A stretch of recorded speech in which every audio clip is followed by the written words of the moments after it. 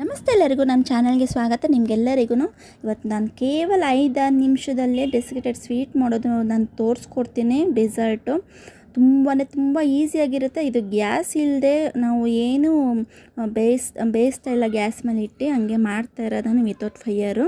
ಇದು sugar powder ನೋಡಿ ಈ ಕಪ್ಪಲ್ಲಿ ನಾನು ತೊಗೊಂಡಿದ್ದೀನಿ. 1 ಕಪ್ಪು ಶುಗರ್ ಪೌಡ್ರು ಮಾಡ್ಕೊಂಡಿದ್ದೀನಿ. ಮತ್ತು ಸ್ವಲ್ಪ ದೊಡ್ಡ ಕಪ್ಪಲ್ಲಿ ನೀರು ಹಾಕ್ಕೊಂಡಿದ್ದೇನೆ. ಇದನ್ನು ಚೆನ್ನಾಗಿ ಮಿಕ್ಸ್ ಮಾಡ್ಕೋಬೇಕು. ನಾವು ಶುಗರ್ ಪೌಡ್ರು ಹಾಕ್ಕೊಂಡಿದ್ದೀನಿ. ಶುಗರ್ ಹಾಕಿದ್ರೆ ಕರಗೋದು ಲೇಟ್ ಆಗುತ್ತೆ, ಅದಕ್ಕೋಸ್ಕರ ನಾನು ಶುಗರ್ನ ಪೌಡ್ರು ಹಾಕ್ಕೊಂಡು ಮಿಕ್ಸ್ ಮಾಡ್ತಾಯಿದ್ದೇನೆ.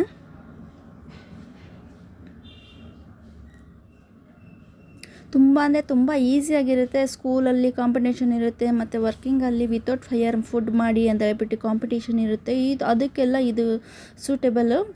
ತುಂಬ ಈಸಿಯಾಗಿರುತ್ತೆ. ಮಕ್ಳಿಗೂ ಸಹ ಫುಡ್ ಕಲರ್ ತೊಗೊಂಡಿದ್ದೀನಿ, ಯೆಲ್ಲೋ ಫುಡ್ ಕಲರು. ಇದಕ್ಕೆ ಯೆಲ್ಲೋ ಫುಡ್ ಕಲರ್ ಹಾಕಿದ್ರೇ ಚೆನ್ನಾಗಿ ಕಾಣಿಸೋದು. ನಾನು 1 ಚುಟುಕಿ ಹಾಕ್ಕೊಂಡಿದ್ದೀನಿ ಯೆಲ್ಲೋ ಕಲರ್ ಫುಡ್ ಕಲರು. ನೋಡಿ 5 ನಿಮಿಷದಲ್ಲೇ ಗ್ಯಾಸ್ ಇಲ್ಲದೆ ಎಷ್ಟು ಸ್ವೀಟು ತುಂಬ ಟೇಸ್ಟಾಗಿರೋದು ರೆಡಿ ಮಾಡ್ಬೋದು. ಮಿಕ್ಸ್ ಮಾಡಿ ಇಟ್ಕೋತೀನಿ ನಾನು. ಮತ್ತು ಮಿಲ್ಕ್ ಪೌಡ್ರ್ ತೊಗೊಂಡಿದ್ದೀನಿ 3 ಸ್ಪೂನು. ಶುಗರ್ ಪೌಡ್ರ್ ತೊಗೊಂಡಿದ್ದೀನಿ 1 ಕಪ್ಪು. ನಾನು ಆವಾಗಲೇ ಯಾವ ಕಪ್ಪಲ್ಲಿ ತೊಗೊಂಡಿದ್ದೆ ಅದೇ ಕಪ್ಪಲ್ಲಿ ಶುಗರ್ ಪೌಡ್ರ್ ತೊಗೊಂಡಿದ್ದೀನಿ. ಮತ್ತು ಹಾಲು ತಣ್ಣಗೆ ಮಾಡಿರೋ ಹಾಲು. ಇದು ನೀವು ಹಾಲು ಬೇಡ ಅನ್ನೋರು ಕೆನೆ ಇರುತ್ತಲ್ಲ, ಹಾಲಿನ ಕೆನೆ, ಅದಿದ್ರೂ ಹಾಕೋಬೋದು. ಇಲ್ಲ ಡೆಸಿಕೇಟೆಡ್ ಕಂಡೆನ್ಸ್ಡ್ ಮಿಲ್ಕ್ ಇರುತ್ತಲ್ಲ, ಅದನ್ನು ಹಾಕೋಬೋದು ಶುಗರ್ ಬದಲು.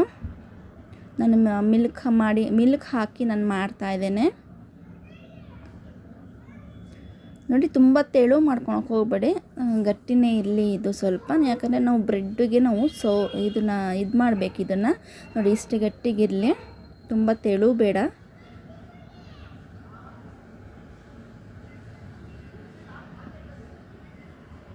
ಬ್ರೆಡ್ ತೊಗೊಂಡಿದ್ದೀನಿ. ಇದನ್ನು ರೌಂಡ್ ಶೇಪ್ ಕಟ್ ಮಾಡ್ಕೋಬೇಕು. ನೋಡಿ, ಯಾವುದಾದ್ರು ಕಪ್ಪಲ್ಲಿ ಇರ್ಬೋದು, ಗ್ಲಾಸಲ್ಲಿ ಇರ್ಬೋದು, ಯಾವ ಶೇಪಲ್ಲಾದರೂ ನೀವು ಕಟ್ ಮಾಡ್ಕೋಬೋದು. ಈ ಥರ ನಾನು ರೌಂಡ್ ಶೇಪ್ ಕಟ್ ಮಾಡ್ಕೋತಾ ಇದ್ದೀನಿ.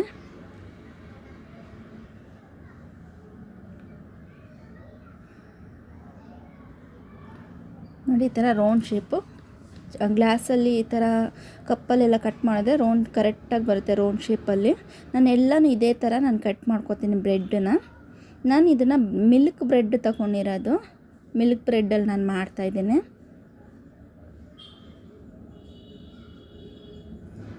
ನೋಡಿ, ಎಲ್ಲನೂ ಈ ಥರ ಕಟ್ ಮಾಡ್ಕೊಂಡಿದ್ದೀನಿ ರೌಂಡ್ ಶೇಪಲ್ಲಿ. ಇವಾಗ ನಾನು ಬ್ರೆಡ್ಗೆಲ್ಲ ನಾವು ಏನು ಮಿಲ್ಕ್ ಪೌಡ್ರದ್ದು ಪೇಸ್ಟ್, ಇದು ಡೆಸಿಕೇಟೆಡ್ ಪೌಡ್ರು ತೊಗೊಂಡಿದ್ದೆ ನಾನು, ಡ್ರೈ ಕೊಕೊನಟ್ ಪೌಡ್ರ್. ಇದು ಏನು ಬ್ರೆಡ್ಡನ್ನ ನಾನು ಕಟ್ ಮಾಡ್ಕೊಂಡಿದ್ದೆ ಅದನ್ನು ಮಿಲ್ಕ್ ಪೇಸ್ಟಲ್ಲಿ ನಾವು ಹಾಕೋಬೇಕು ಬ್ರೆಡ್ ಮೇಲೆ.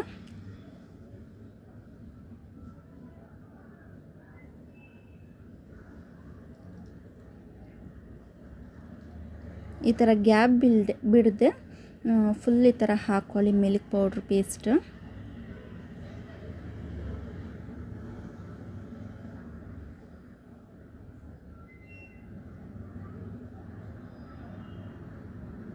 ಮತ್ತೊಂದು ಬ್ರೆಡ್ ನಾನು ಮೇಲೆ ಇಡ್ತಾ ಇದ್ದೀನಿ. ಈ ಥರ ಮೇಲೆ ಇಟ್ಟು ಸೈಡಲ್ಲಿ ಲೈಟಾಗಿ ಪ್ರೆಸ್ ಮಾಡ್ಕೊಳ್ಳಿ.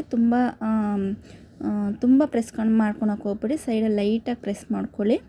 ಇದನ್ನು ನಾನೇನು ಫುಡ್ ಕಲರ್ ಹಾಕ್ಬಿಟ್ಟು ಸಕ್ಕರೆ ನೀರು ಮಾಡ್ಕೊಂಡಿದ್ದೆ, ಅದರಲ್ಲಿ ಈ ಥರ ಅದ್ದಿ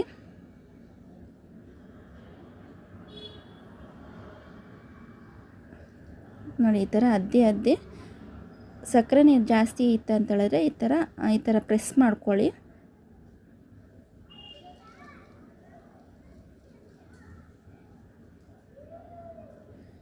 ಡೆಸಿಕೇಟೆಡ್ ಪೌಡ್ರಲ್ಲಿ ಈ ಥರ ಮಾಡಬೇಕು, ಡಿಪ್ ಮಾಡಬೇಕು. ಇದು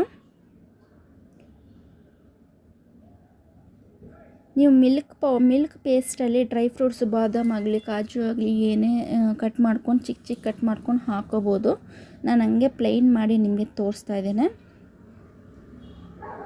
ನೋಡಿ ಎಷ್ಟು ಚೆನ್ನಾಗಿ ಕಾಣಿಸ್ತಿದೆ ಅಂತ ಹೇಳ್ಬಿಟ್ಟು ಈ ಥರ ಮತ್ತೊಂದು ನಾನು ಮಾಡಿ ತೋರಿಸ್ತಾ ಇದ್ದೀನಿ ನಿಮಗೆ. ಮಕ್ಕಳಿಗೆ ಸ್ಕೂಲಲ್ಲಾಗಲಿ ಕಾಲೇಜಲ್ಲಾಗಲಿ ವಿತೌಟ್ ಫೈರ್ ಏನಾದ್ರು ಮಾಡಿ ಫುಡ್ ರೆಸಿಪಿಗಳು ಮಾಡಿ ಅಂತ ಹೇಳ್ತಾರೆ. ಇದಕ್ಕೆ ಬೆಸ್ಟ್ ರೆಸಿಪಿ ಇದು. ತುಂಬ ಬೇಗ ಆಗುತ್ತೆ, 5 to 6 ಮಿನಿಟ್ಸಲ್ಲಿ ಇದನ್ನು ಮಾಡ್ಕೋಬೋದು ಪ್ರತಿಯೊಬ್ಬರು ಮಕ್ಕಳು. ಮತ್ತು ಕಿಟ್ಟಿ ಪಟ್ಟಿ ಇರೋವಾಗ, ಬರ್ಡೇ ಫಂಕ್ಷನ್ ಇರೋವಾಗ, ಯಾವಾಗ ಬೇಕು ಆವಾಗ ತಿನ್ಬೇಕು ಅನಿಸ್ದಾಗ ಈ ಥರ ಮಾಡ್ಕೋಬೋದು. ತುಂಬ ಟೇಸ್ಟಾಗಿರುತ್ತೆ.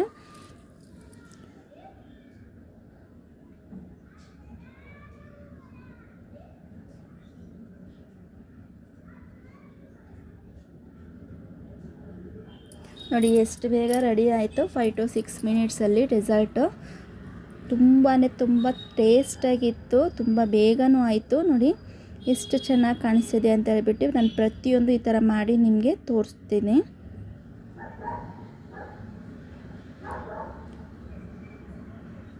ನೋಡಿ ನಾನು ಪ್ರತಿಯೊಂದು ಈ ಥರ ಮಾಡ್ಕೊಂಡಿದ್ದೇನೆ. ಎಷ್ಟು ಬೇಗ ರೆಡಿ ಆಯಿತು ನೋಡಿ. ನೀವು ಮೇಲೆಗಡೆ ಚೆರಿ ಆಗಲಿ ಡ್ರೈ ಫ್ರೂಟ್ಸ್ ಆಗಲಿ ಇದ್ರೂ ಗಾರ್ನಿಷ್ಗೆ ಮಾಡ್ಕೋಬೋದು. ನಾನು ಆರೆಂಜ್ ಫುಡ್ ಕಲರ್ ಹಾಕಿ ನಾನು ಮಾಡ್ತಾಯಿದ್ದೇನೆ. ಫುಡ್ ಕಲರ್ ಬೇಡ ಅನ್ನೋರು ಡ್ರೈ ಫ್ರೂಟ್ಸ್ ಆಗಲಿ ಮತ್ತು ಚೆರಿ ಇರುತ್ತಲ್ಲ, ಚೆರಿ ಆಗಲಿ ಗಾರ್ನಿಷ್ಗೆ ಇಟ್ಕೋಬೋದು. ನೋಡಿ ಎಷ್ಟು ಬೇಗ ಎಷ್ಟು ಚೆನ್ನಾಗಿ ಕಾಣಿಸ್ತಿದೆ ಅಂತ ಹೇಳ್ಬಿಟ್ಟು ತುಂಬ ಟೇಸ್ಟಾಗಿತ್ತು. ನೀವು ನಿಮ್ಮ ಮನೆಗೆ ಟ್ರೈ ಮಾಡಿ, ಆದಷ್ಟು ಶೇರ್ ಮಾಡಿ. ಈ ವಿಡಿಯೋ ಯಾರು ನೋಡಿದಾರೋ ಅವ್ರಿಗೆಲ್ಲರಿಗೂ ತುಂಬ ಧನ್ಯವಾದಗಳು. ದಯವಿಟ್ಟು ಶೇರ್ ಮಾಡಿ, ಸಬ್ಸ್ಕ್ರೈಬ್ ಮಾಡಿ, ಸಪೋರ್ಟ್ ಮಾಡಿ ನನ್ನ ಚಾನಲ್ಗೆ. ಥ್ಯಾಂಕ್ ಯು ನಿಮಗೆಲ್ಲರಿಗೂ.